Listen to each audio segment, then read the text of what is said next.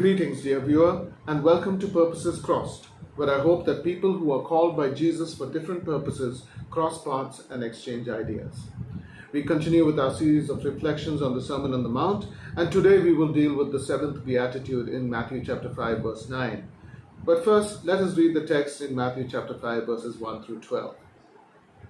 When Jesus saw the crowds, he went up to the mountain, and after he sat down, his disciples came to him.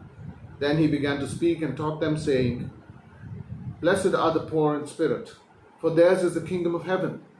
Blessed are those who mourn, for they will be comforted. Blessed are the meek, for they will inherit the earth.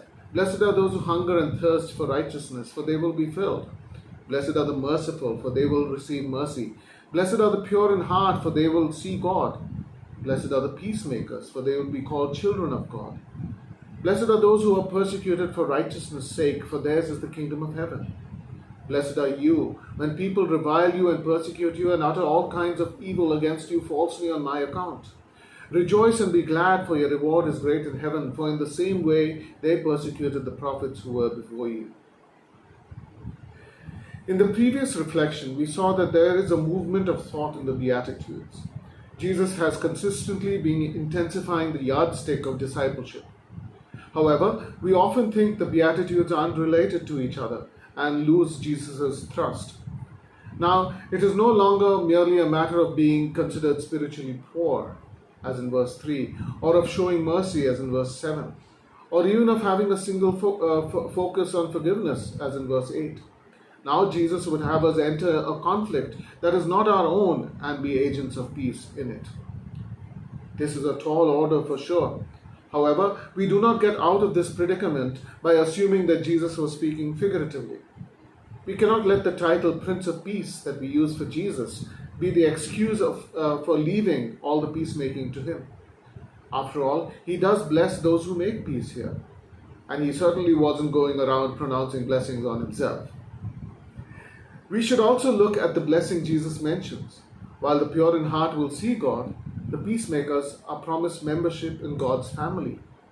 Children of God will obviously see God, but what they have in addition to this vision is free access to God, just as children have free access to their parents. Intensification of discipleship results in intensification of the promise. This should give us pause when we try to appropriate promises of scriptures.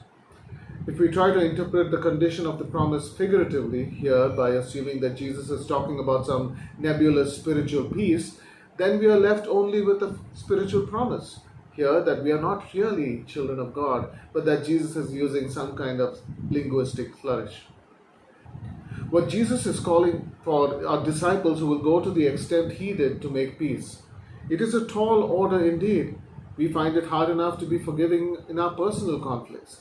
How much more difficult it is to understand both sides of another conflict and persuade the parties concerned to be reconciled. So often we listen only to one side of the conflict and try to help only to see our efforts merely exacerbate the conflict. Only by understanding all sides will we be able to work towards a lasting peace.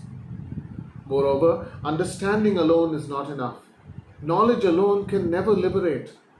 We must be willing to say that peace between humans created by God is far more important than our own lives. And we must be willing to act in this way, for it is the way of Jesus. It is the way to imitate God. It is how we truly experience what it means to have God as our Father. It is how we experience God's embrace. Thank you.